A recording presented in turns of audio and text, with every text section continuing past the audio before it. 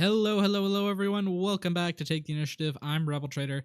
Today, we're going to be giving another March meta report, uh, which I did one of these back in like February before the full set was announced, and now it has been fully revealed, and we've got cards, and we've been playing with them for weeks, and the meta has been changing. I think the fundamentals of it are more or less the same as they were back in the previous one, but there have been a lot of shifts. So we're going to talk about some of those today. So first, I call this pie format because you have 3 different decks, only 1 base, and 4 different leaders that I think make up the most of the meta. And that's Boba, Sabine, and then this Krennic Iden deck. My hot take is that there's really not much of a difference between Krennic and Iden. There are pros and cons to both of them, but I think both of them are about equally as good, and they occupy basically the same spot in the metagame. All of these decks right now are running Energy Conversion Lab. This is sort of a change from the last time. Previously, the version of Sabine that was the most popular was running Jedha City, or it was split between Jedha City and the 30 yellow bases, but the yellow version was the more dominant one. And now it's the green one. People have moved over to the ECL camp on that one. Boba's always been good, and this blue deck has always been good. Iden has risen a lot more in popularity. I think most people will tell you that Iden is probably better than Krennic. I don't think that's always the case. I think they're about equally as good as each other, with both having pros and cons. And I think specifically, like, Iden tends to heal a bit more, not always, but usually tends to heal more. But she also comes in on 6, which means you can't make as effective use of Steadfast Battalion with ECL, which is a major play into Boba. So they both have their pros and cons. But the way this meta works out is it's kind of a normal like control mid-range aggro triangle, but I think the control deck here actually has a bit better of a matchup into the aggro deck in Sabine, than you would normally expect. So I think Boba usually beats Sabine. I think Sabine usually beats these control decks, although it's been trending away from that being obvious, certainly. And arguably it's not even true at all. I think you have a good case to make that these control decks actually beat the Sabine deck. So Sabine seems like kind of the worst option out of these 3, but she's still very good, and she's very cheap. So if you're looking to get into the game on a budget competitively, I think Sabine's where you're at. So I'm going to run down these decks individually, and then I'm going to run down some of the other decks that are on the outside looking in. It's, I'm trying to give as comprehensive of a picture of the meta as I can. There will be lists, but it won't just be one list. I'm striking a middle ground between the do you not give a list and force people to build their own decks, or do you give a list so they can net deck? I'm giving multiple lists, so you can net deck, but you at least have to think critically about which list you'll be net decking. So the first up deck is we have Iden, and I'm going to talk a bit about the blue-green control archetype in general, and about Iden specifically. So you're generally running like a few early game drops. Inferno 4 tends to be a good one. You're often seeing like Shore Trooper or sometimes Scout Bike, but not Iden. Almost never plays Scout Bike. Sometimes people run Snow Trooper Lieutenant. You're running a few early game cards, and then you're running ramp cards for turn 2, Super Laser and Resupply, and then sometimes people run 4s, sometimes they skip out on 4s, and then you've got big late game cards like Vader, Reinforcement Walker, Avenger, Devastator, and you also are running very powerful removal cards like Overwhelming Barrage. Sometimes people are on Super Laser Blast, although that hasn't been super popular because it's expensive, both in cost and like in deck space, because it's not useful in every matchup, and you're paying a lot for it, and it's not always going to be relevant. And then you're running ECL, and so you're oftentimes running Steadfast Battalion. The Iden list doesn't play Steadfast as much, but yeah. You also have units like Gideon Hask. Sometimes people are running Rook. So yeah, there's a lot of variety, but the general outline of this deck is that you have your big powerful removal events. I have Barrage here, but you also have things like Takedown, Vanquish, Make an Opening, things that can get a lot of utility out of themselves. And you're trying to ramp, and you have a stronger late game than any of the other decks in the format. So you want to make the games go long, where your cards are going to be better than your opponents. It has a bit of a weakness to getting aggroed out in the early game, but a lot of the innovation that's been coming in this archetype has been ways to sustain the aggro early in the game.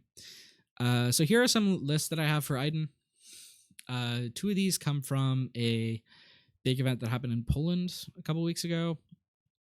One over here is from the top 8, one over here is from the top 4. And as you can see, like, and then this down here is Hippo's list from the most recent top guy. He ended up finishing in the top 16. He lost to a Sabine deck and then in the top 16, which I think is the deck's worst matchup in the meta. But it's definitely winnable for the Sabine deck. And so you can sort of see the differences between these lists. Most of them have opted to run Devastator in the sideboard, not in the main deck. But you see, for example, this list up here is running 2 Rooks in the main deck, and this one is also running 2 Rooks. Hippo's list is not running those. So you can see you have Escort Skiff over here. None of the other decks are running Escort Skiff. So there's lots of stuff. So think critically, but these are like, all these lists should be like good places to start.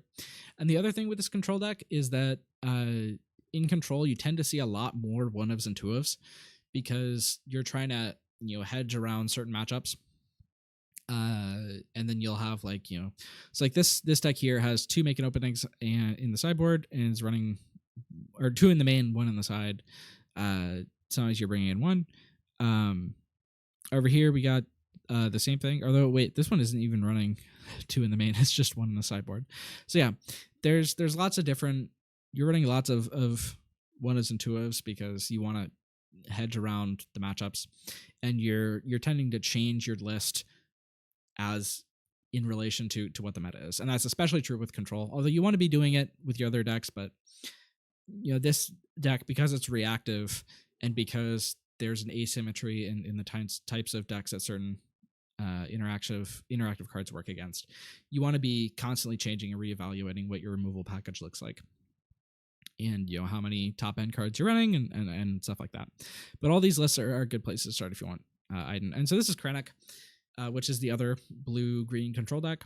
And so it gets to make use of Steadfast Battalion, which is pretty much the best out to Boba Fett in the game right now because you can just ECL it.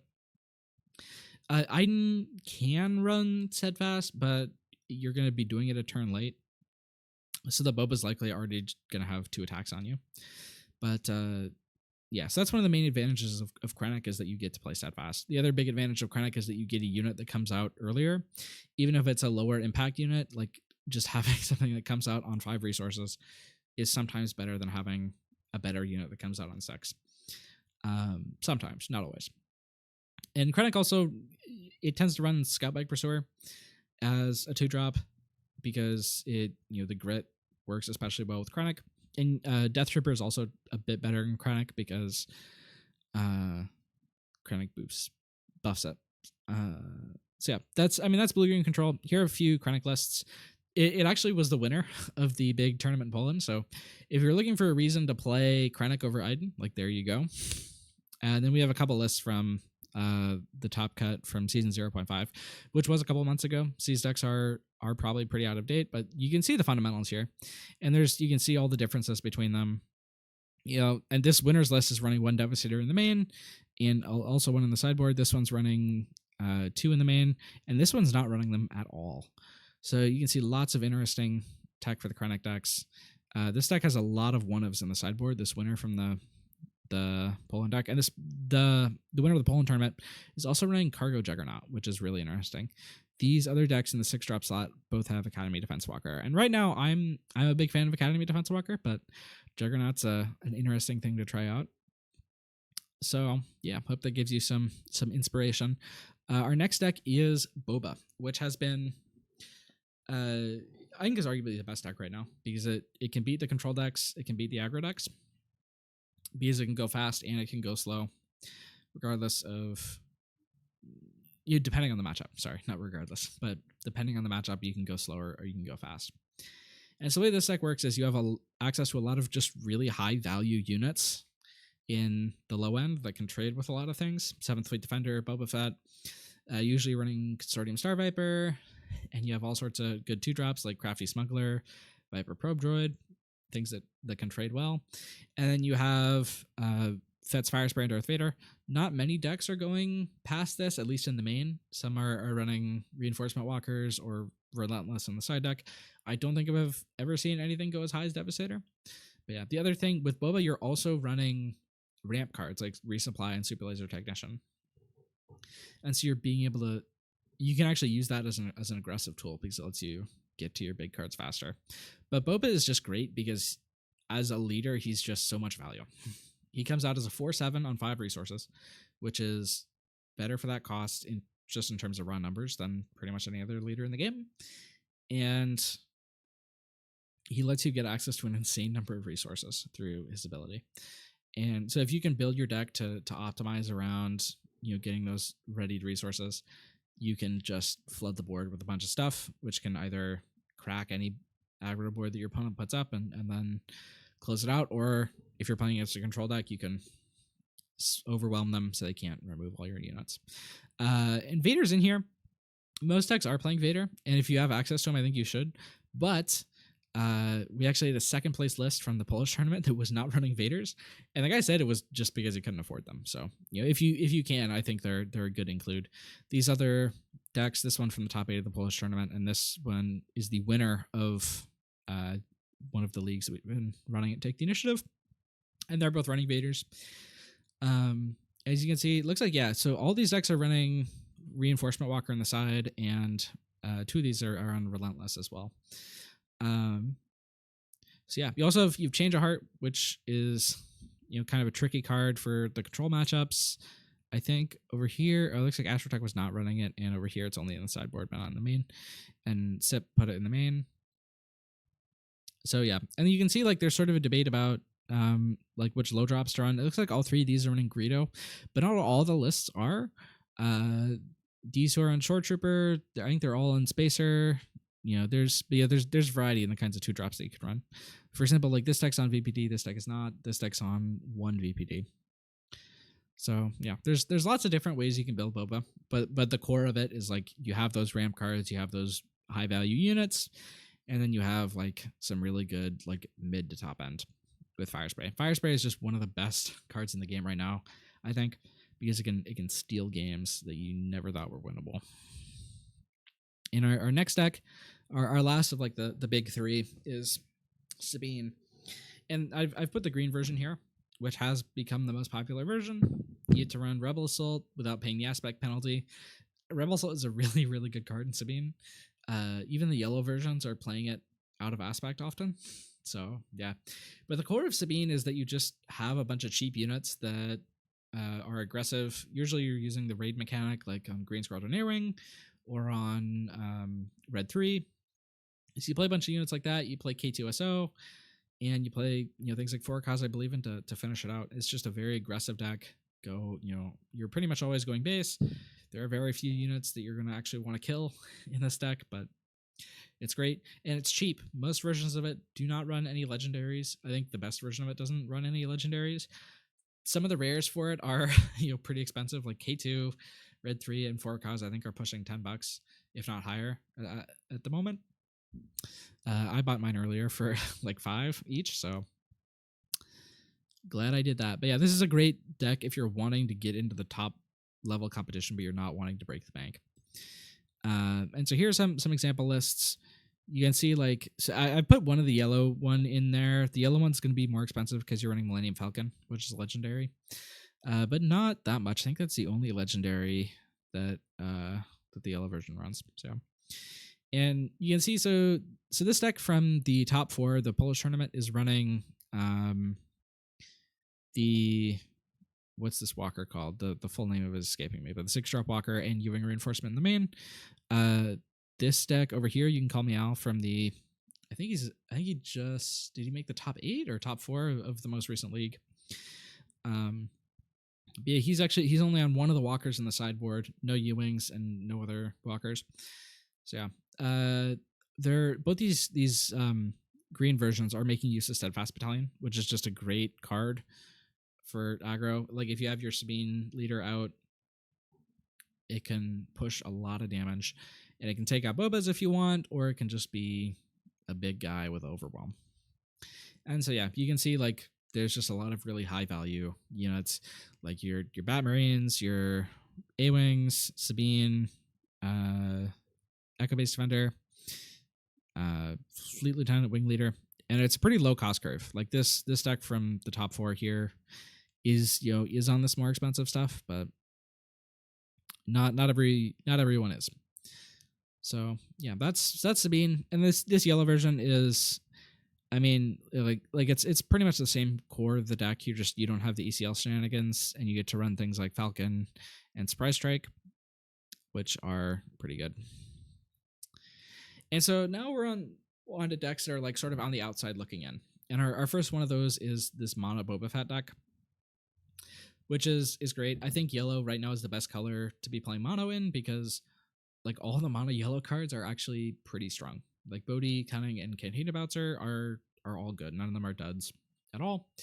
And I think in each of the three other colors, you have some of the some of the double aspect cards that are not amazing, but these ones are. And so this Boba deck, it plays pretty similar to the Boba green deck, except you don't have the ramp cards, so you're oftentimes like a bit more aggressive.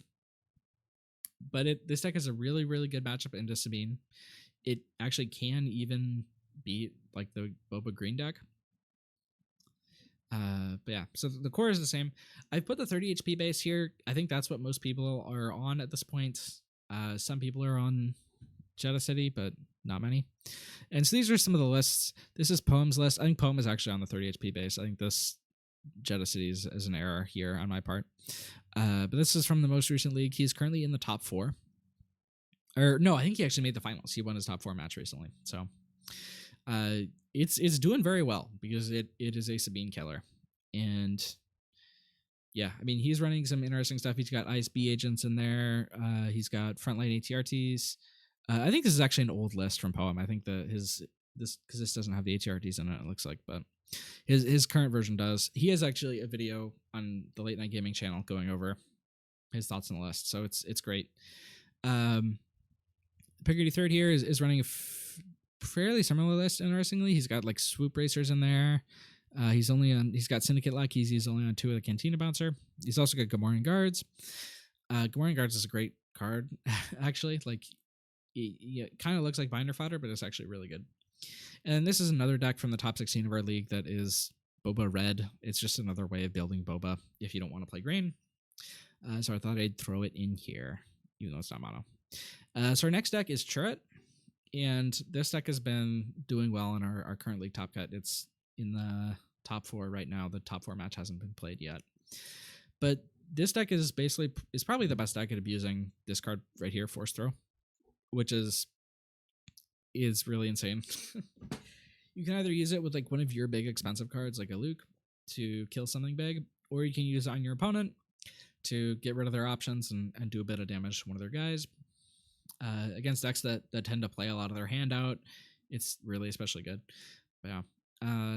So the core of this deck is you want to put a bunch of upgrades on Chirrut to make him like an unkillable beast, and have access to your Force Throw the whole time.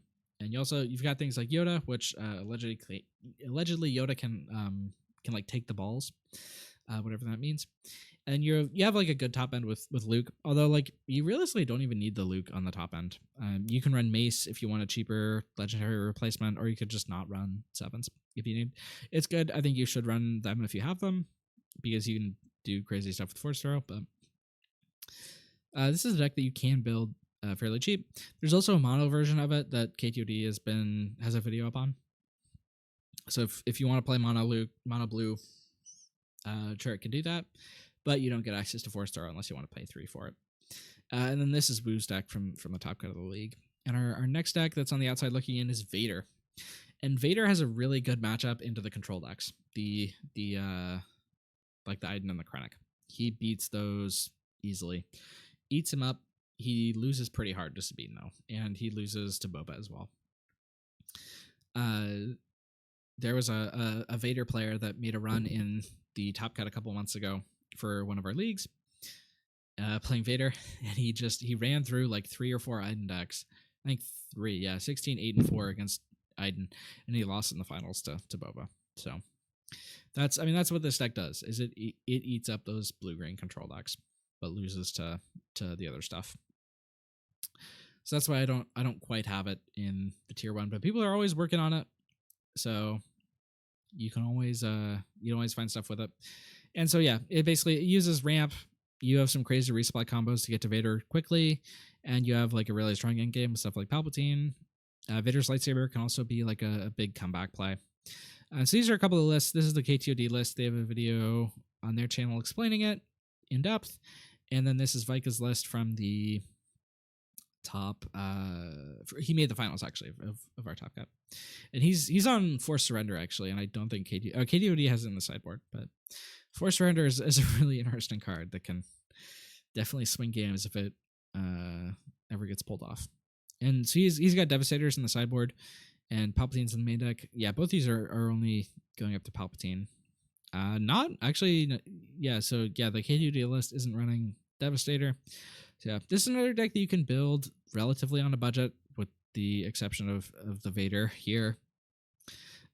Like the Vader unit is really good, and yeah, and he's especially good in this because you can do some crazy combos with Death Star Stormtrooper and bring out that in 2/3s. It's it gets crazy.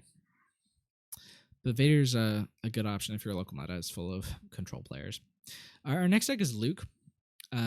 And so this is the Luke red deck has sort of become the dominant version of Luke. The green one has sort of disappeared from the radar, but it's still out there. And if you want to build a kind of mid-rangey to control deck, you can, and there are good options for it. You get to run things like Redemption. You get to run 7-drop units like Mace or Luke, and you have access to Force Throw. It's probably not as good as Chirrut at abusing that Force Throw, but it can. And then you have plays like Shield R2 turn 1. It's a decent play. And yeah, so this deck it's sort of fallen off because you can't. It doesn't have as many control options as other decks, but it's pretty strong. So here are a few lists. This is the top 8 in our league deck from TD Tata, and then this is a version that KTD posted on SwooDB of the green version that I copied.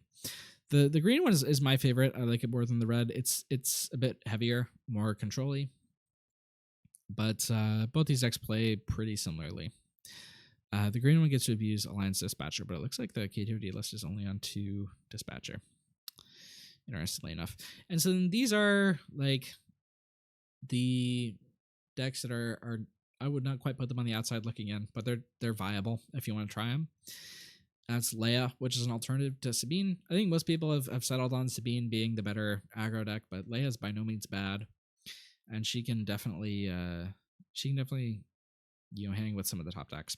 And this is a Chewie deck from the top 8 of the Polish tournament, which it's crazy that this deck got that far. It is a sort of mid-rangey control deck. He calls it mid-range. I think it's more of a control deck because it can get dumpstered pretty hard by aggro. But yeah, so you're running things like Ewing Reinforcement, Luke, and Home 1, and then you've just got some decent control options, with like Takedown, Make an Opening, and you've got value units like Kanan and Bright Hope. So yeah, I'm really looking for someone to break Chewie. A couple more decks, Han and Iden Red. Iden Red, I think, is a great deck if you're wanting to play on a budget, because it also, I believe it's also running no legendaries. Well, except Avenger, but Avenger's in the sideboard. You can cut Avenger if you want and run a good control deck on a budget if you want. This Han deck is really fun.